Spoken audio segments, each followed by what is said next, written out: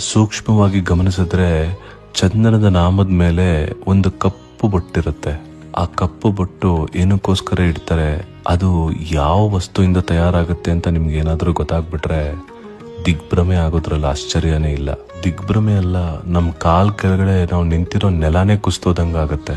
ಶ್ರೀ ಪಾಂಡುರಂಗರ ಕರುಣೆ ಅಂತಿಂತದ್ದಲ್ಲ. ಬನ್ನಿ, ಈ ಕಪ್ಪು ಬೊಟ್ಟು ಏನಕ್ಕೋಸ್ಕರ ಇಡ್ತಾರೆ, ಏನ್ರಿಂದ ತಯಾರು ಮಾಡ್ತಾರೆ ಅಂತ ಈ ಕಥೆಯಲ್ಲಿ ತಿಳ್ಕೊಳ್ಳೋಣ. ಪ್ರಪಂಚದ ಯಾವುದೇ ದೇವಸ್ಥಾನದಲ್ಲೂ ಭಕ್ತಾದಿಗಳನ್ನ ಗರ್ಭಗುಡಿ ಒಳಗಡೆ ಬಿಡಲ್ಲ. ಯಾಕೆಂದ್ರೆ ಅದಕ್ಕೆ ಅಂತ ನಿಯಮಗಳಿದೆ, ಪದ್ಧತಿಗಳಿದೆ. ಆದ್ರೆ ಪಂಡರಾಪುರದಲ್ಲಿ ಅದು ತುಂಬಾ ವಿಭಿನ್ನ. ಯಾಕೆಂದ್ರೆ ಭಕ್ತಾದಿಗಳು ತಾವಾಗೆ ಹೋಗಿ ಭಗವಂತನ ಪಾದ ಮುಟ್ಟಿ ನಮಸ್ಕಾರ ಮಾಡ್ತಾರೆ.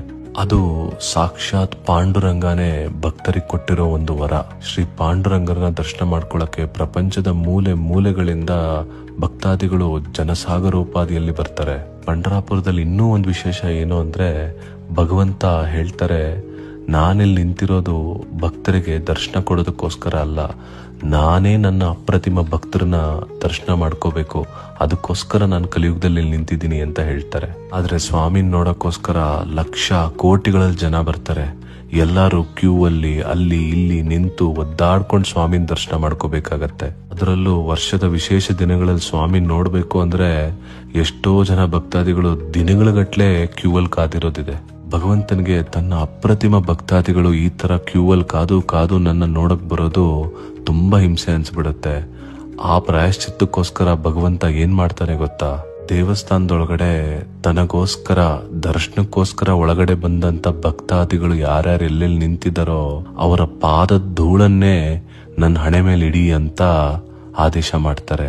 ಹೌದು, ಇವಾಗ ನೀವು ಕೇಳಿದ್ದು ಅಕ್ಷರ ಸಹ ಪ್ರತಿಯೊಂದು ಸತ್ಯ.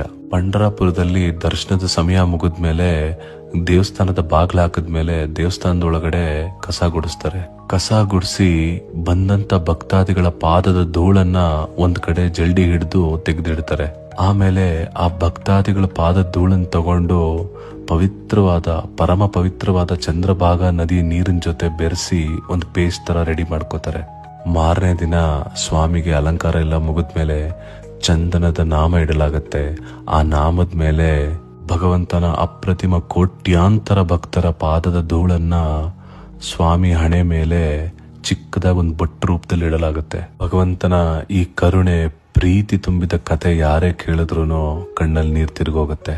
ಸ್ವಾಮಿಯ ಮಹಿಮೆಗಳು ವರ್ಣನಾತೀತ, ನಮ್ಮ ಊಹೆಗೂ ಮೀರಿದ್ದು. ಇಂಥ ಪವಾಡನ ಯಾರು ಊಹಿಸ್ಕೊಳ್ಳಕ್ಕೂ ಸಾಧ್ಯ ಇಲ್ಲ.